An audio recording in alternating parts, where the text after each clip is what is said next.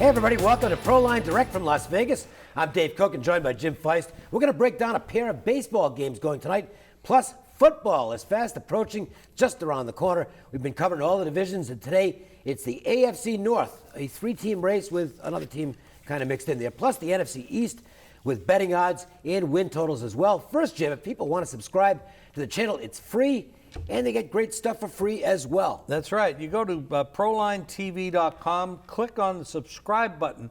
You'll get notifications on new videos, plus you'll be sent a code on how to get 7 days of service absolutely free. That's ProlineTV.com. I've got a pretty good special running right now myself. 3 weeks of action from me right through the All-Star break. The cost only $15. You're going to play every day at 855-472-2577. That's 1-855. I don't even need the one anymore. 855-472-2577. Jim, you finished up with a real strong performance in the playoffs.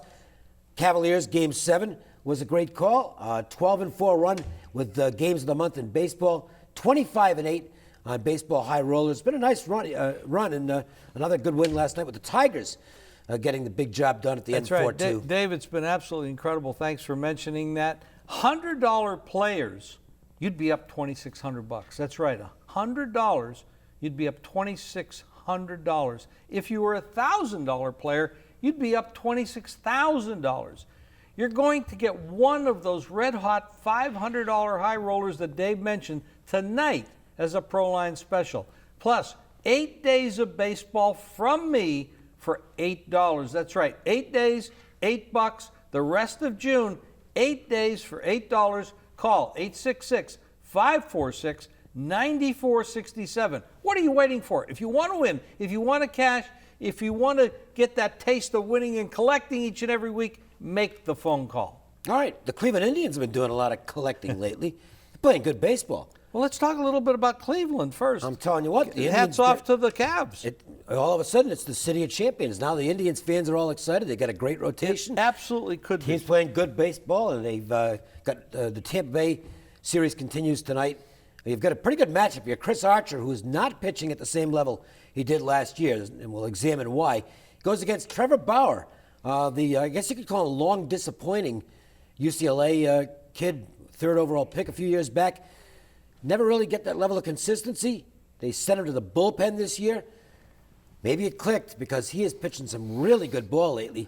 I do a game score for each game with pitchers, and Bauer's numbers the last few starts are really outstanding. He's putting it together. Now, Archer, early inning problems with his command. He's having trouble with his fastball command, basically, and if he doesn't have the fastball working, it means they lay off the other stuff and wait for that, basically, and it's not like he's getting crushed, but he hasn't been pitching anywhere near the level he did last year, and he's been particularly vulnerable on the road. Absolutely, tremendously vulnerable on the road. If he's not striking you out, he's connecting with too many bats. That's one of the problems. And Bauer, let's talk a little bit about Cleveland. There's a spark there. Everybody's walking a little taller. Everybody has a little bit more energy. 52 years of being the loser, this mistake by the lake, they have lifted this city. Now, the Indians were already playing well before the Cavs took off and won that. Coming back from 3-1, that was kind of amazing. Hats First off. time, never happened Hats before. off. And I got a lot of family and friends that live in Cleveland. That's and right. They are elated. They were at the airport when the plane came in. It lifted the city. And a lot of times I've seen in my lifetime, when one thing good happens in a city, it raises the whole city.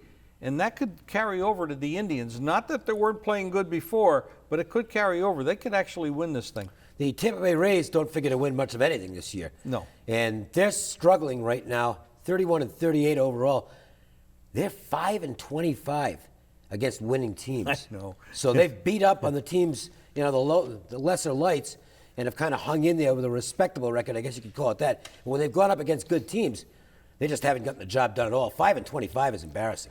Very embarrassing. This not a good franchise this year, and I look for Cleveland to take this game. Yeah, I'd have to lean with the Indians here as well, especially with the way Trevor Bauer's pitching. You'll have to lay a few bucks, and the price has gone up some. It's not that bad, though. I mean, it opened up 120.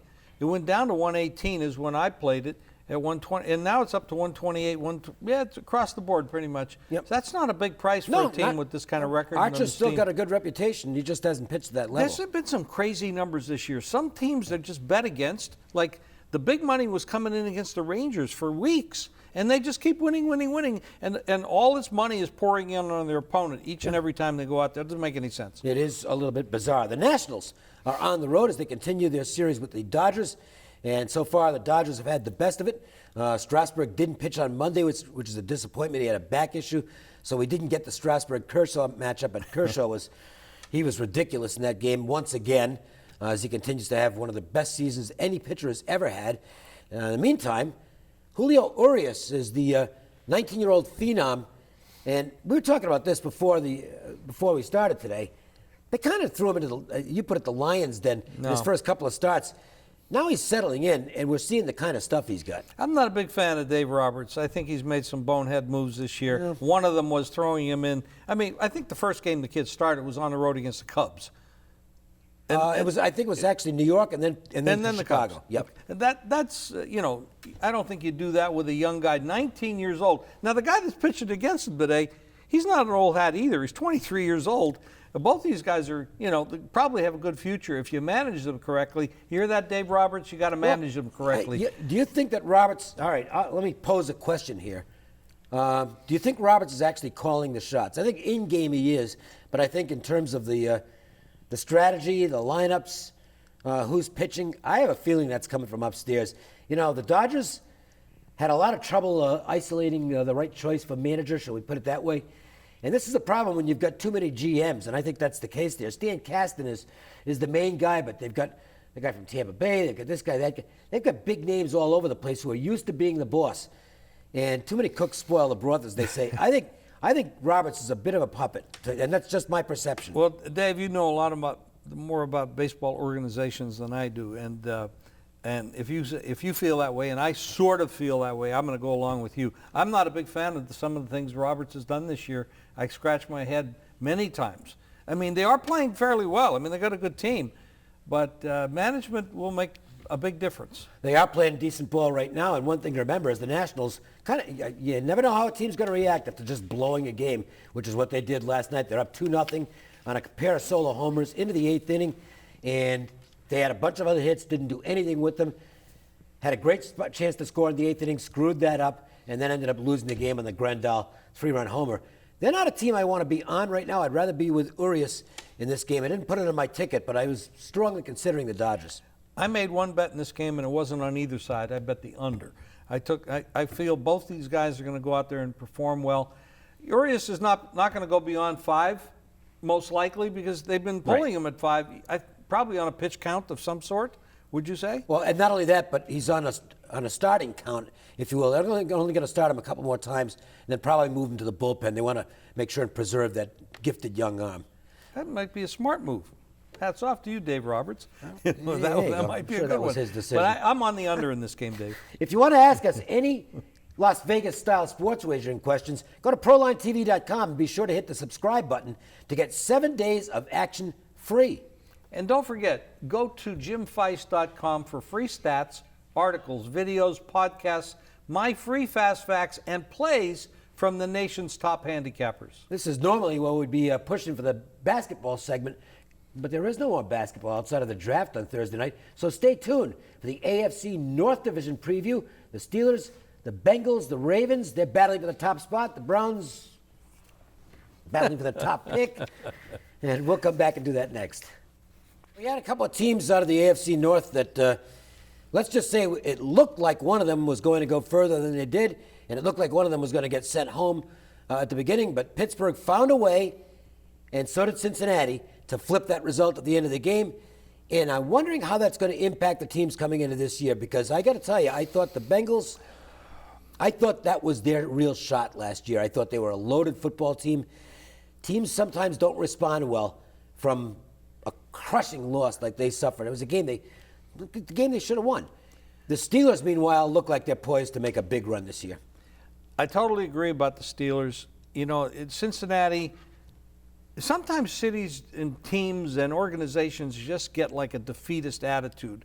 When they go into a game and they need it and they are used to losing, I think the psyche gets to them. And they've had a great, I mean, for the AFC, this Bengal team has been the best team for a long, long time, but they just can't produce. One little sequence of plays last year, and that's the end of their season. You know, Absolutely. Burfict with it was just, there's no way to defend what Burfict did, and I think it cost them a football game. Oh, I totally agree. And if you go back past 3-4 years with this organization, this management, this coaching staff, they keep doing things like that. Well, talk about the Steelers this year, though. Well, this is the opposite. This is an organization that never seems to bottom out. They're always tough, and this year they look like they're strong. Injuries got them last year. They really were hurt by injuries. I hope that doesn't happen again this year. This is my choice to win the AFC this year, and I believe with the offseason moves that they made, the coaching staff that they have, the offense is just prolific, and they're going to score some points. This is going to be a very dangerous football team. As far as the Ravens, I thought the Ravens last year were going to be really good, but they come up and they had a terrible season. I don't think they're rebuilding well enough for this season, especially if the Bengals and the Steelers are healthy this year. I think the Ravens are going to have a hard time overcoming the win total for the season. And the Browns, well, the Browns are in contention. They're in contention with San Francisco for the worst team in football. This team actually might have a better organization on top, from the ownership to the coaching, et cetera. And they brought in a good head coach in Hugh Jackson. I'm not a big Chip Kelly fan who out in San Francisco. I know I'm getting off tangent a little bit, but I think San Francisco is the worst organization in football. What they have done over the years. I think Cleveland's a little bit better than that, but they probably won't win 4 games. I don't think they even want to win 4 games. Well, I mean, obviously the teams would like to win, but I don't think they care about wins this year. They made a daring move in the offseason, which was bringing in Paul DePodesta to kind of bring analytics to the forefront. It's Moneyball football style. DePodesta, of course, the former Moneyball guy under Billy Beane in Oakland with the A's, and went on to be a GM with the Dodgers. And it'll be very interesting to see. I like what he's doing, which is really stockpiling draft choices. It's clear that he doesn't care about this year, and nor should he, because there's no way the Browns can contend this season. So, especially in that division. So I wouldn't sweat them at all. And I think the future's bright for them, though, in terms of what they're starting to do in terms of direction. The Ravens, the most interesting thing for me, as far as they're concerned, is Ronnie Staley, the local kid, who was drafted 6th overall. I think he's going to be a great addition to their offensive line. Right off the bat, I think he's going to be a star in the NFL. But this team's got some holes. And I just don't think they're not as talented as the Bengals, and they're not as smooth as the Steelers. I think Pittsburgh's going to win this division, and I think it might be a fairly comfortable margin. I don't think that they're going to, there's no such thing as a runaway in the NFL, but I don't think this is going to be decided the last week of the season. How many spots would there be in the games against division rivals where Pittsburgh would be an underdog? Now, granted, if they go to the Bengals, they're going to be a dog at Cincinnati. But I don't see them being a dog at the Ravens. No, I don't either. Not off that. I mean, when I look at the first game of the season, they're going to Washington for a Monday night game. There's 2 Monday night games to open the season. They're a 3-point favorite, and it looks like it might actually go up to 3.5. So there's a team, Washington, who won their division. Pittsburgh's on the road, 3.5-point favorite at Washington. That tells you that the odds makers and the betting public, because these lines have been up for a while, they're actually seeing Pittsburgh a pretty strong team. Steelers are 10.5 on the total. I actually think they're going to get over that, but that's a tough number to play. The interesting thing is the Bengals, I think the odds makers, or at least they're assessing that the public is going to have the same opinion I have, which is that this is a team that's going to go backwards this year. Cincinnati's only 9.5 is their total. That's not all that high for a team that you could argue was a player or two away from. Well, it's not high. They actually were a player or two away from having a really good chance to get to the Super Bowl. So, to me, that says that perception is that this team is going to go backwards this year. And I normally kind of like to go against public perception. I don't think I can here. I agree with it. I think the Bengals might drop back to around 500 this year, despite a wealth of talent. I sort of agree, but everybody in this division should get 2 wins when they go against the Browns. Yeah, I mean, the Browns win total's 4.5. Yeah, so they should win. So then if the Bengals can beat the Ravens once, that's 3. I haven't looked at their overall package for the whole season, who they play, and et cetera, et cetera. I think the Ravens have a lot of holes, just like you They said. do, but the interesting thing is, now here's one where the perception is that they're going to bounce back. They're 5-11 last year. The over and under is 8.5 on them. That's a big climb. It really is. That's That means you got to get 9. Yes. That means you're going to be a serious playoff contender. Yeah. And their running game has really fallen off. I think this team has a lot more work to do to get to that 9. They're not going to get to 9. One thing I like, though, is Harbaugh. I think Harbaugh's a good football coach, and I just wonder, you think things have gone stale with the coaching staff in Cincinnati? I know they made changes in the offseason, but I don't know. Just look at the wide receivers in Cincinnati right now. They got Mike Wallace, who's not been successful in the league, not that great. He's getting up there. And then Steve Smith, 37 years old. So, he was supposed to retire, and he decided to stay around. Yeah, the Ravens. The Ravens. I thought you said the Bengals. The Bengals. Bengals receivers are pretty good. Well, I like this. Hugh Jackson goes to Cleveland. Yep. I think that's a big plus. But they just have nothing else to work with. But Zambese's the offensive coordinator at the Bengals. I think that's a fallout. When you lose a position coach like that, there's a lot of adjustments to be made. Everybody's got to adjust to this style. The only team that's really solid at this point going into the season is the Steelers. There you go. Yeah, I would agree with that. Yeah. Steelers first. I'll still put the Ravens, or the Steelers, the Bengals ahead of the Ravens and the Browns fourth, but I'm shaky on the second and third picks. Steelers, I'm convinced, will win the division. Sounds like you are as well. Hey, listen, Jim, viewers can get free plays every day from us right on their cell phone. It's about as easy as it gets. That's right. Just text GAME, GAME, to 25827. We'll send you free plays each and every day right to your cell phone. That's GAME to 25827. All right, stay tuned. Our next look is going to be at the NFC East. We had a surprise winner last year in a really competitive division. That's coming up next on ProLineTV.com. All right, NFC East, it's been a division of surprises. The Redskins, I think, were the consensus pick to finish last in 2015, and they ended up winning the division. Kirk Cousins improved nicely as the season long. He won that job and is now regarded as a decent quarterback. Maybe not elite level, but upper echelon. The Cowboys, well, they just had so many crucial injuries. They went backwards. The Giants, I think the Tom Coughlin era was at its end, and a lot of things went wrong for them. And the Eagles, to me, were a flop. They were only a flop, though, in the eyes of, I would say, most people who are looking at this stuff from the obvious standpoint. I didn't like the team going in. I didn't like the moves Chip Kelly had made in the offseason. Prior to last year, I think his player personnel moves were crazy. And I think the Eagles finished about where they were supposed to finish based on what they ended up having for a football team. They've got to restructure. I think Kelly kind of put them in a direction where they've got to dig out for the next couple of years. Totally. They needed a new coach, so they made a new coach. The coach, I wasn't in favor of Chip Kelly coming in. He made some off-season moves, like you mentioned. I thought they were very destructive. I thought he was a good coach, but a lousy GM. Well, that's possible, but Dave, he's also a college coach, and they don't always last. And that like Spurrier, and when he came into the pros. Guys like this don't always succeed at this level because you're dealing with a different mentality, obviously a different talent level across the board. Let's talk about the Cowboys. Lots of injuries last year. Boy. Prior year, they led the league in rushing. They got rid of DeMarco Murray. That didn't work. Actually, he went to Philadelphia. That didn't work out there either. Now, Cowboys get Romo back. They're going to focus back on the running game, try to protect Romo, which, by the way, is a smart thing to do for everybody. There aren't that many good quarterbacks. Don't get them hurt. The Giants, they were pretty good offensively, but they gave up a ton of points.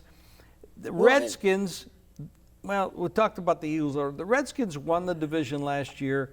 Kirk Cousins did a pretty good job. Dan Snyder got out of the way. He let the football people run the team. They did a lot better. But in many ways, the Redskins won this division by default. Well, they did, but I think they made one tremendous improvement in the offseason. Josh Norman is a difference maker. This is a big get. Why did Carolina get rid of him? What happened there?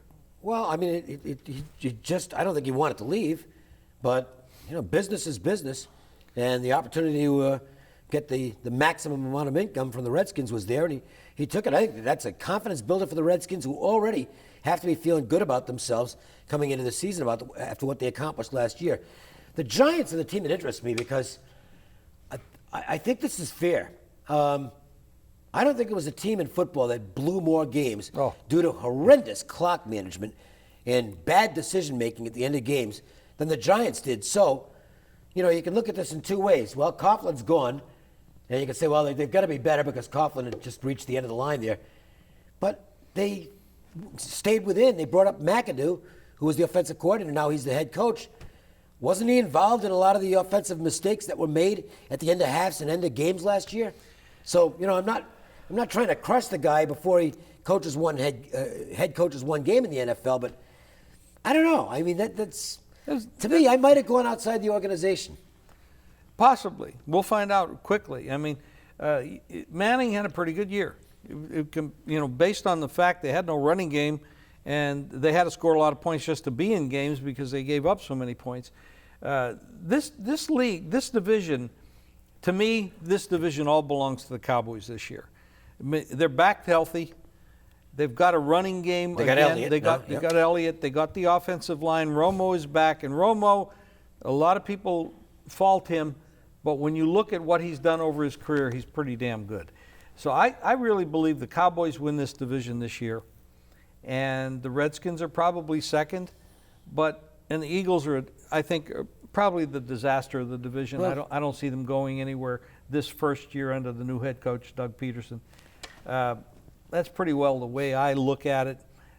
They have a tough schedule too. I mean, it's like, look at the Giants. They play the AFC North, the Steelers, Bengals, and Ravens, and we just talked about that group. Yeah, the Eagles are really interesting to me, though. I think they're going to have a lot more settled situation. Carson Wentz, his learning curve might not be as steep as the other quarterbacks because he played in a pro-style offense. I think Wentz is going to win that job, although I still like Chase Daniel quite a bit. I don't like Sam Bradford, and I think that's the one thing that really worries me about the Eagles is does the quarterback controversy, and there's already a quarterback controversy there, does that spread throughout the team? It can wreck a team before the season starts. If they can get past that, I think they ought to go Chase Daniel from day one, to tell you the truth, and let Wentz learn a little bit on the sidelines this year. I think this team could move up. I'm not as convinced on the Cowboys as you are. I think there's holes in that team. And, this is the problem when you've got an owner who insists on being the GM and has for a long time, and they haven't won anything of significance in ages. I don't know if that's going to change. Well, they were pretty close to winning a couple of years ago, and what I thought was a very bad call on Des Bryant. I'll go along with that. They should have gone further. From being solid at position by position, I think the Cowboys have the best team right out of this foursome. And they are the favorite. And they are the favorite. Their total is 9. We're going on over and under win totals. This is interesting. The only team that's plus 500 on the over and under win totals is Dallas at 9. The other 3 teams are all locked at 7.5. This is a division where you get to do your handicapping and make your opinion known, because one or two of those numbers is going to end up being soft when we look back at the conclusion of the season. I'll give you a play right now out of these 4 teams. I'll just throw it out there. The Eagles at 7.5 will not win 8 games. Will not. They may not win 5. That's a free play. That's a free from play. Jim Feist. Yes. If you want to get free plays every day on a recorded message from Jim, myself, our Vegas expert team, it's very easy to do. Call toll free. And this is on a recorded message, so you don't even have to wait for somebody to pick up the phone. 888-478-9222. Also at ProlineTV.com, click the subscribe button and get notifications on new videos. Plus, you'll be sent a code to get 7 days of my service absolutely free. ProlineTV.com. And that is going to do it for this edition. Thanks for joining us. We will see you again next week with another edition of Proline.